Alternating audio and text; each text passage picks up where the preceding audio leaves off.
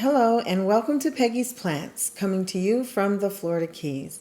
I've been doing a lot less plant buying in recent months and trying to focus more on the care of my plants. However, I did manage to finish off my plant wish list.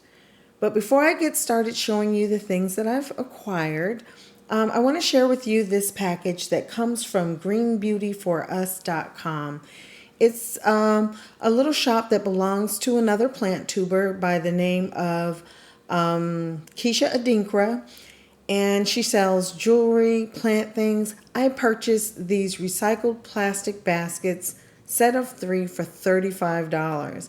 Now, this video is not sponsored. I purchased this with my own money, and I'm in love with these. And I just wanted to share them with you because I'm sure some of you may be interested in things like this as well. They're very nice. So pop on over to her shop and check it out if it's something you're interested in.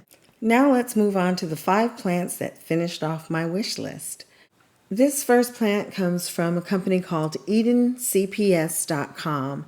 I've never purchased from this company before, so I'm not going to do a full review of the company. I like to at least try and purchase a few times from a place before I do that. But anyway, this plant is something that is totally out of my comfort zone. It's an Antherium. I don't really have many Antheriums. I think I have 1 or 2.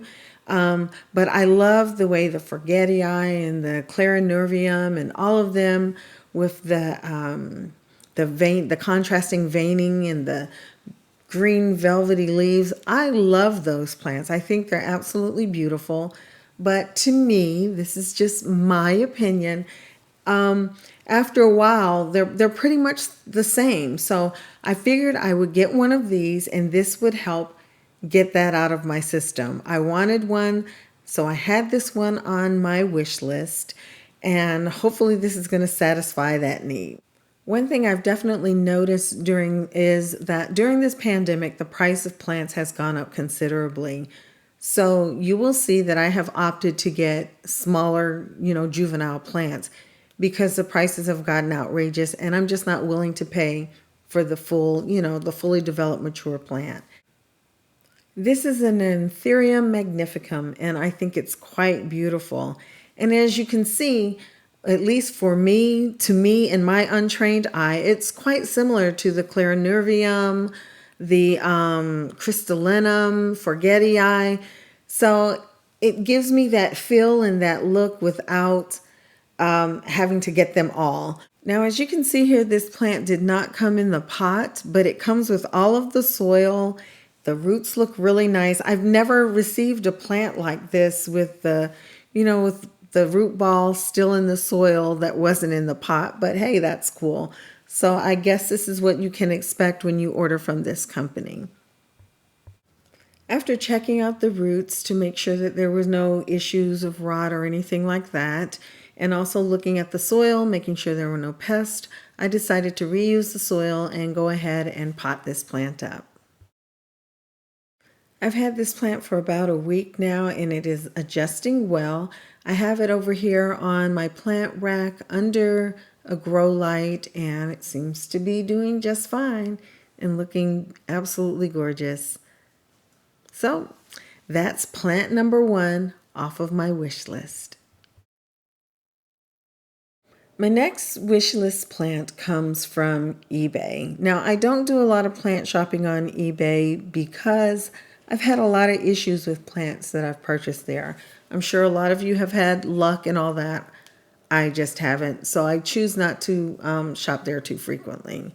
But for this, I decided to go ahead and give it another try. I am not going to share the name of the shop where I made this purchase because I wasn't 100% thrilled with the purchase. Now, believe it or not, this plant is an Anthurium as well. It is not like the one that I just showed you. It's totally different. Let's see, you Anthurium people, let's see if you know what this is from looking at it. Any guesses? It's an Antherium veitchii. And I saw this on a website and in its mature form, It gets the really, really long leaves, and in the middle of the leaves, all the way down, it looks like it has six-pack abs, okay? It's got these ripples in it, and I think it's the coolest looking plant, and so I wanted one. These things are pricey, and again, I wasn't willing to pay that price. In fact, even this small one was pricey. Now, this plant appears to be very healthy, but it's a lot smaller than I expected it to be. So I went on and put it in a little grow pot, and I have it in my grow tent. I've had it for about a month and a half now, close to 2 months probably, and it's doing really well. I cannot wait to see this in its mature form with the long, slender leaves and the ribs. So excited about it. Glad I have it. That's plant number 2 off of my wish list. Now, this plant on my wish list, I have been looking for probably longer than the others. Thank you, Elizabeth. One of my viewers contacted me and said, "Hey, weren't you looking for this plant? Are you still looking for it?" She put me in touch with a seller, soitgrowsatx.com.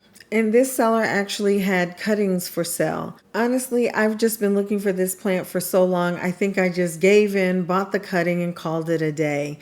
Anyway, this is the Scindapsus trubii in the dark form. Since it is a cutting, I decided to put it in the leca pellets because I have a lot of success rooting my plants in the leca, and I feel like I don't have to worry about rot. It's in my grow tent right now, which is where I'll leave it until it does root. And yeah, I'm very excited to have it. I hope it makes it, and I will give you updates on this plant in the future. So excited to have it. I've been looking for this plant for so long. It's crazy. So that's plant number 3 off of my wish list. The next plant on my list was purchased from an Etsy seller. And yeah, look at this box. It's been through it, but the plant did arrive safe and sound. And it is another Scindapsus. This one is a Satin Jade. And this plant is very affordable, not really hard to find. And I think it's a beautiful plant, and I had added it onto my list a while back, and I finally decided to go ahead and get it as well. This one isn't in the best of shape, but it is an absolutely beautiful plant. And look at these roots. The roots are amazing.